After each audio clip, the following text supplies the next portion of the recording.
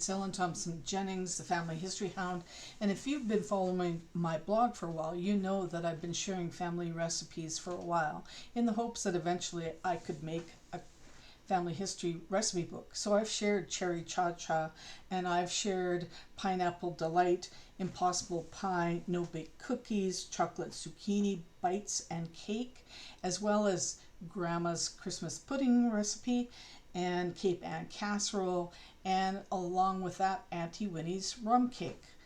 But the problem was that I still had so many more recipes to go, and I didn't see how I could possibly get through them all, at least not and save my waistline. So I knew I needed some help, and it was just about that time that I got a message from my niece, and it was perfect timing.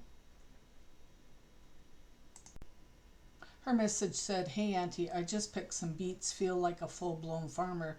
Haha, just wondered if you get the chance in the next few days if you could send me Grandma's pickle beet recipe."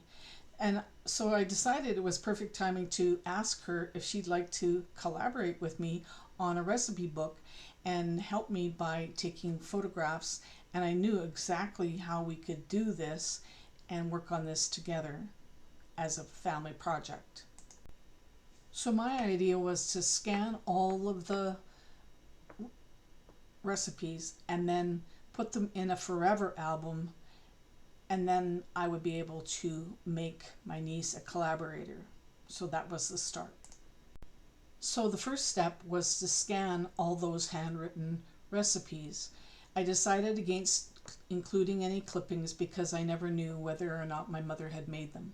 So PhotoMine actually is the perfect tool for scanning those recipes, because I was able to then use my phone. So PhotoMine is an app, and it's kind of a unique app because you can scan photos, you can scan slides, you can scan documents, all sorts of things. I saw this when I was at Roots Tech, and it was $15 a month, or you could buy a whole year for $40, and to me that was a no-brainer. So once you open the app, you'll see a screen like this.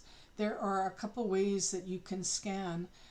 You can scan by clicking that red scan button in the center, or up just about a third of the way down you can see that scan button.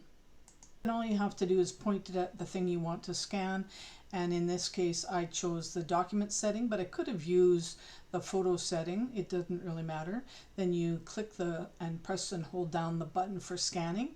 It then clips it, so if there was more than one thing it would separate them out into individual photos, and then it's taken that image and put it in my albums on my app. So works pretty slick. So now I just need to share those things to forever. So I say share to forever. I choose forever, and it's just that easy. I did find that if I wanted to do multiple scans over to forever, I should only choose 5 at a time, because otherwise it then creates a link, which I didn't want. I wanted it to actually just send the photos to forever with no interference, and it really did work very well.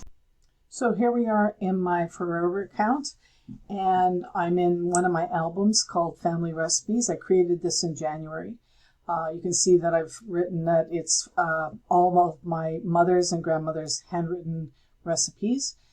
If there's anybody else in the recipe collection, like say one of my cousins, I could tag her name as well so that it's easy to find her recipes.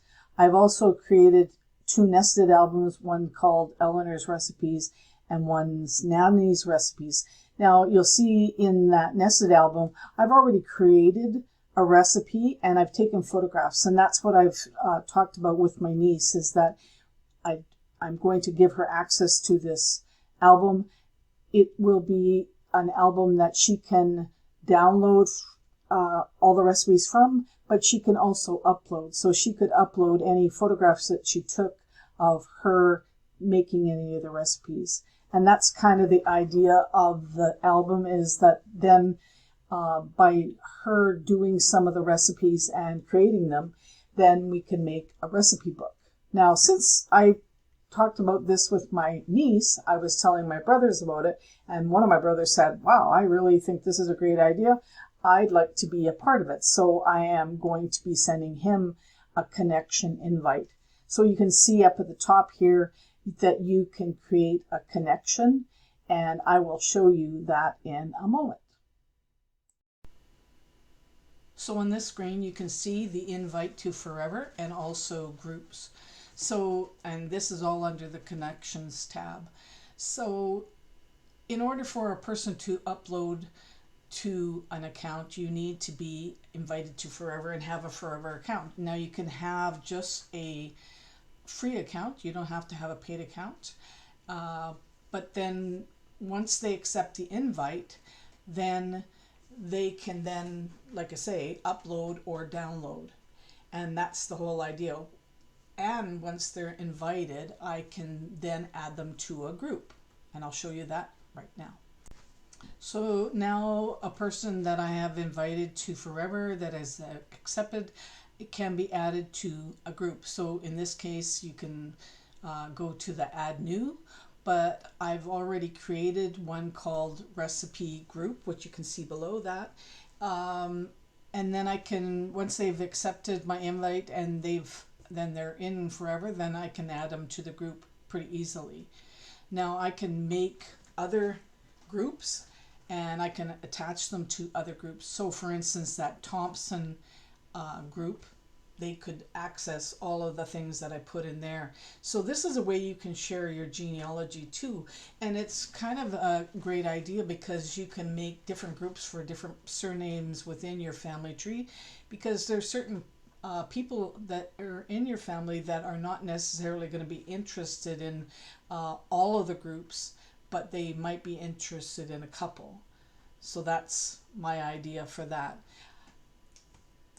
So I hope you found this helpful, and I will include in the show notes below links to all the recipes that I spoke about in the beginning of this video. And I will also include an invitation to Forever in case you would like to join Forever. If you join through that invitation, then you would be associated with me because I am a Forever ambassador and I could help you with your project. So I hope you found this helpful and have a great day.